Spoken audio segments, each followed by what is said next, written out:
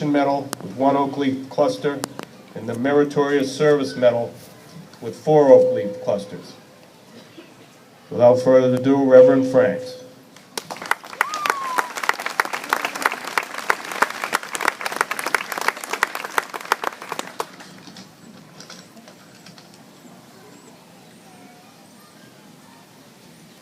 Thank you, Dave, and I am humbled to be given this great honor, and so I thank all responsible for it. When I was stationed as a chaplain at Bitburg Air Base in southwestern Germany, it was my occasional duty and honor to participate in various memorial services held in nearby towns, such as the one in Malmedy in Belgium, or at military cemeteries, such as the Luxembourg American Cemetery and Memorial in Ham, Luxembourg. The Luxembourg American Cemetery Memorial is a lovely and inspiring place. It's beautifully tended and designed, and it's graced with a chapel that stands at the front of the gleaming white headstones arranged in graceful curves. 5,076 Americans are buried there, many of whom died during the Battle of the Bulge or during the advance on the Rhine. Buried there also is the legendary George S. Patton Jr., who lies at the head of the glistening ranks of markers. It's a solemn and yet somehow very triumphant place. It is quite different than another cemetery that lies less than a mile distant, the German War Cemetery at Sandweiler. Here, 10,913 German soldiers are buried, casualties of the same fierce battles that claimed their American foes. Sandweiler is also well cared for, but very subdued. The gray granite crosses are dappled by the shade of the surrounding trees, and at the front of the cemetery is a huge granite sarcophagus that contains the remains of those who could not be identified. There is no sense of the triumphant in Sandweiler. It is a place for, among other things, sober reflection on the cost borne by many for the terribly misguided ambitions of a few. Yet I think that it is somehow fitting that these two places, so different in appearance and feel, lie so close to each other. For the shared experience of the common battles of the fallen binds them together in a way beyond the understanding of most of us. I am reminded of a poem by the great World War I soldier poet Wilfred Owen called Strange Meeting. It's a poetic dream in which Owen meets a former enemy and which ends with the poignant lines, "I am the enemy you killed, my friend. I knew you in this dark, for so you frowned yesterday through me as you jabbed and killed. I parried, but my hands were loath and cold. Let us sleep now." After the terrible battles, a great calm descends on both of these cemeteries, and the thousands sleep scarcely a mile apart. You've probably determined by now that I'm not a New Englander. I'm from Illinois. And I saw a story on Dateline NBC some time back of another Illinois boy that I think speaks to this comradeship of foes. The comradeship of struggle, death, and surprisingly enough reconciliation is powerfully illustrated by the story of Rich Luttrell. As I said, also an Illinois boy who at 18 found himself in his first firefight with the NBA in Vietnam. Trembling and soaking with sweat, he approached the body of the man who had earlier hesitantly trained his AK-47 on him and who Rich had just killed with a burst from his own weapon. He saw a photo sticking out of the dead man's top pocket and on impulse he took it. He quickly looked and saw that it appeared to be the man he had just shot and a little girl, probably taken right before the man left for war.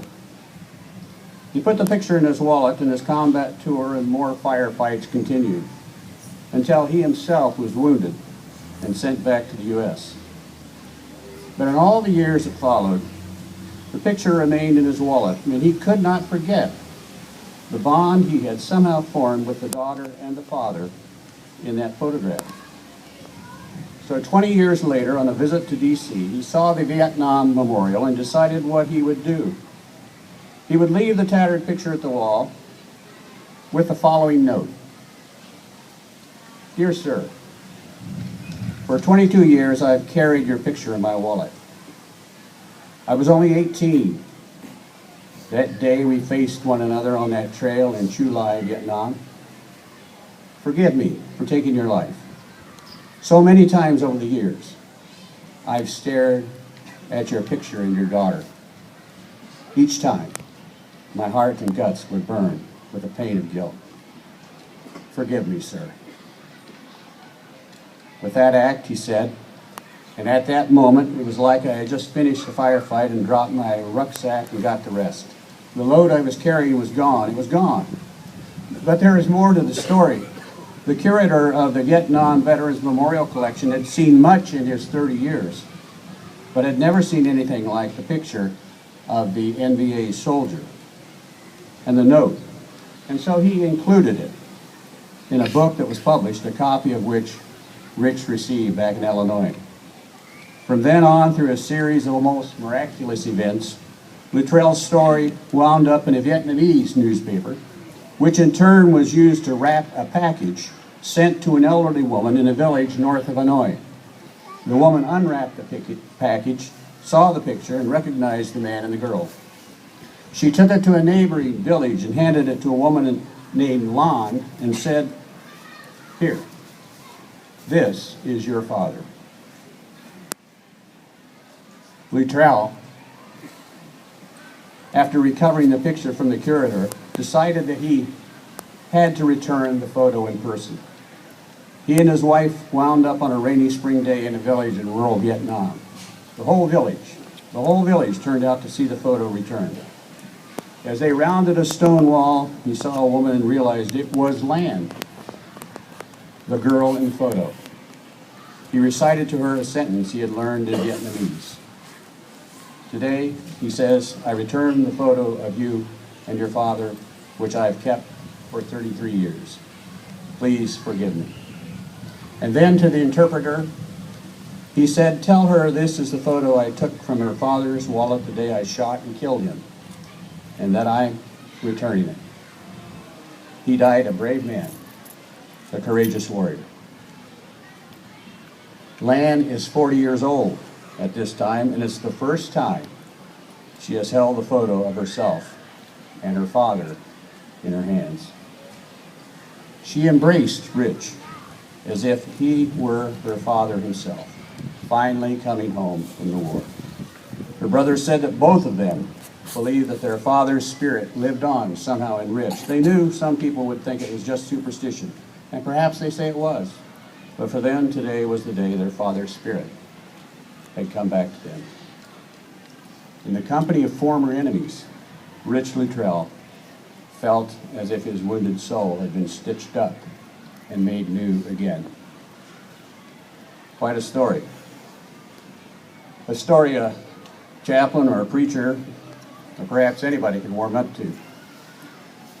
For chaplains, even as we celebrate the courage of those in the thick of battle, are also concerned about inner battles of those like Rich and the healing of wounded souls. Healing which can occur in reconciliation. I'm reminded of that wonderful line of the most beloved psalm attributed to the warrior David. A mysterious line that says, Thou preparest a table before me in the presence of my enemies. In the presence of my enemies. Does it mean that at the Lord's table, in His presence, and with his grace, perhaps the psalmist implies that reconciliation occurs. So it's my hope that in God's own good time, the arc of his history will not only bend towards justice, as Martin Luther King opined, but finally toward reconciliation and peace. Thank you again.